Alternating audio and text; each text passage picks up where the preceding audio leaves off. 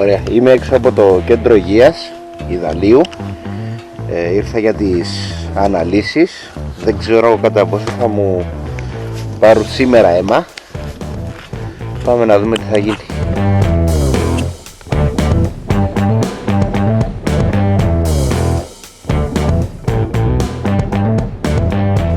Γεια σας. Καταρχήν θέλω να δω οδοντίατρο και θέλω και να δω κάποιο γιατρό για να κάνω αναλύσεις σε ό,τι γίνεται τέλος πάντων, στα πάντα.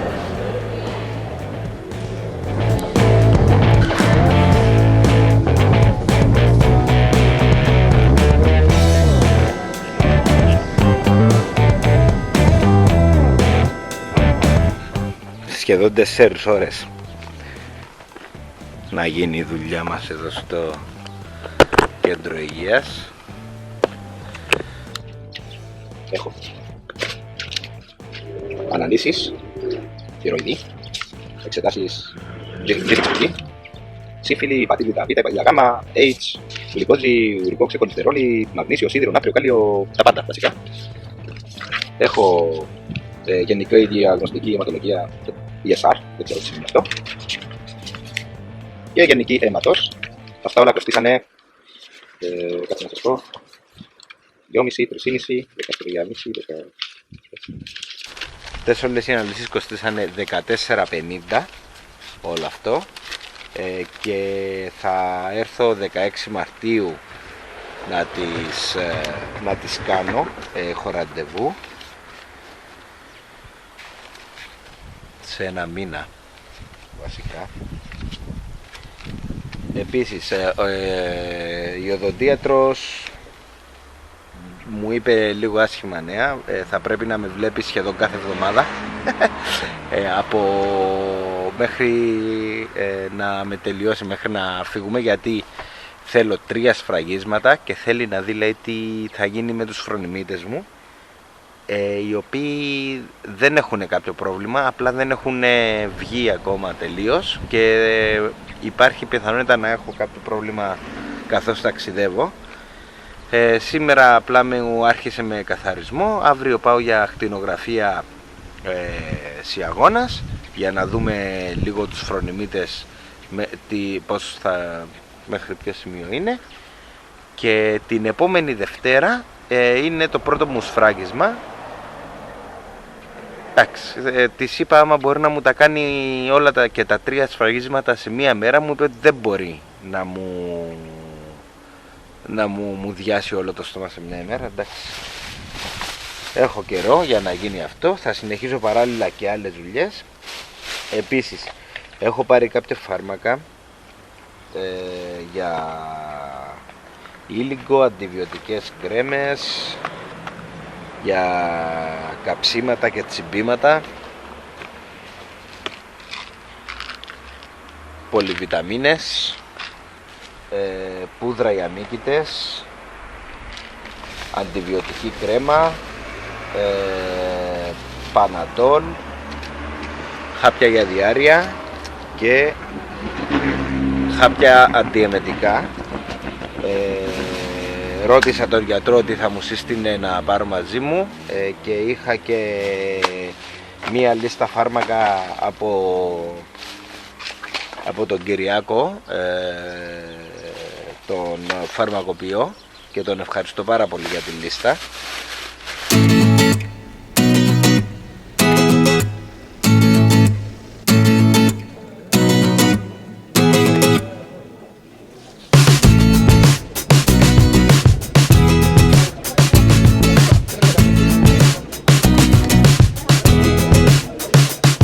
Με τα διάφορα μου ιατρικά έχω τελειώσει σχεδόν. Μου μένουν κάποια φάρμακα να πάρω από το φαρμακείο για να είμαι έτοιμος. Δεν έχω την ακτινογραφία για τους φρονιμίτες που σας είπα, κάπου την έχω αφήσει, δεν ξέρω που είναι. Απλά το τι έγινε με αυτό το θέμα είναι ότι δεν μπορούμε να κάνουμε κάτι προς το παρόν. Οι φρονιμίτες μου είναι εσόκλειστοι, ούτως ώστε η οδοντίατρος μου έγραψε για μια full αγωγή αντιβίωσης σε περίπτωση που έχω κάποιο πρόβλημα. μέχρι να βρω κάποιον γιατρό στο δρόμο, αν έχω κάποιο πρόβλημα. Με τα σφραγίσματα τελείωσα, πριν 2 εβδομάδες έγινε αυτό. Ήταν 3 επισκέψεις, 3 σφραγίσματα και έκλεισε. Με τις αναλύσεις τις έχω πάρει όλες, είναι εδώ. Όλα είναι μια χαρά. Μπορεί να είμαι και ο πιο υγιέστατος Κύπριος εδώ πέρα με αυτές τις σούβλες που τρώμε και όλα αυτά. Είναι όλα complete. Κάτι που ήθελα να σηκαριστεί είναι το G6PD. Είναι μια έλλειψη ενζύμου η οποία έχω, και αυτό σε περιορίζει στο να φας διάφορα φρέσκα κουκιά, ας πούμε, και τέτοια πράγματα. Δεν είναι κάτι σπουδαίο, μένα με περιορίζεις και στις ασπιρίνες. Γενικά η έλλειψη αυτή δεν την έχω σε μεγάλο βαθμό. Γνωρίζω κόσμο που την έχει σε πολύ μεγαλύτερο και δεν μπορεί ούτε φασολάκι να φάει, ούτε μπάνιες, ας πούμε. Νεφθαλίνη τους ενοχλεί. Εμένα είναι σε αρκετά μικρό βαθμό και δεν υπάρχουν και φάρμακα πλέον να επηρεάσουν τόσο πολύ την έλλειψη ενζύμου, εκτός από την ασπιρίνη. Λοιπόν, λίγο το φαρμακείο να σας δείξω. Έχω διάφορα καλούδια εδώ πέρα, αχρίαστα να είναι. Κάποια τα έχω βγάλει από το κουτί τους και τους έχω βάλει κάποιες ετικέτες πάνω για να ξέρω τι είναι, και θα βγουν και τα υπόλοιπα από τα κουτιά, γιατί τα κουτιά παίρνουν χώρο. Απλά πρέπει να κάτσω να διαβάσω τις οδηγίες και να τους βάλω όλους ετικέτες. Σαν εδώ γράφω είναι ήλιγκος και φέρνει πνηλία.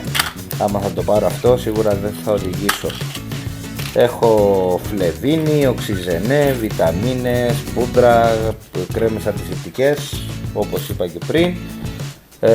Αυτό είναι ένα σπρέι αντισηπτικό, έχει λήξει, το έχω βγάλει έξω, και στη θέση του θα μπει μια θερμαντική κρέμα. Έχω εδώ αντισηπτικά άλλα.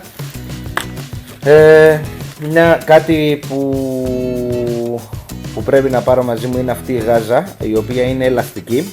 Αυτή τη χρησιμοποιώ στους αστραγάλους μου, γιατί έχω σπάσει το πόδι μου 3 φορές στον αστράγαλο, και συνέχεια έχω στραβοπατήματα, ούτως ώστε όποτε στραβοπατάω πρέπει να δένω το πόδι μου, γιατί φουσκώνει.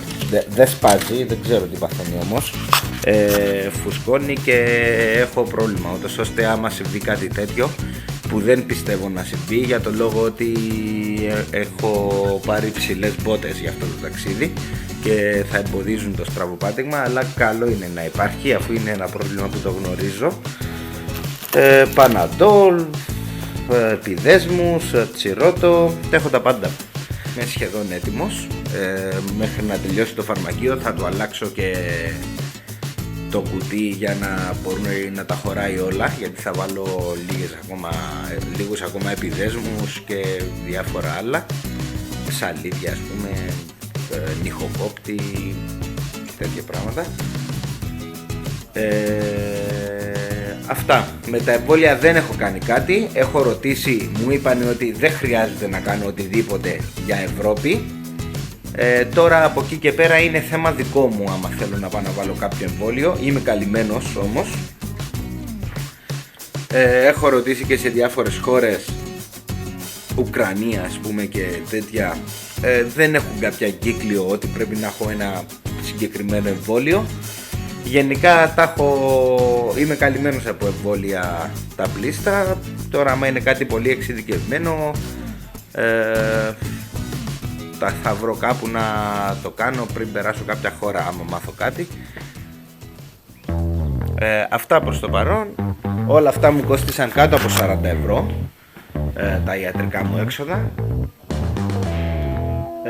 που είναι πάρα πολύ καλά. Επισκέφτηκα το δημόσιο νοσοκομείο, που είναι αρκετά φθηνό, απλά θέλει μέρες. Κάθε επίσκεψη στον οδοντίατρο για 1/4 δουλειά, για ένα σφράγισμα, μπορεί να έτρωγα 5 ώρες ας πούμε, γιατί υπάρχει πολλή ζήτηση, ρε παιδί μου. Αυτά προς το παρόν, και προχωρώ σιγά σιγά και με τις άλλες μου δουλειές, για να είμαι έτοιμος on time.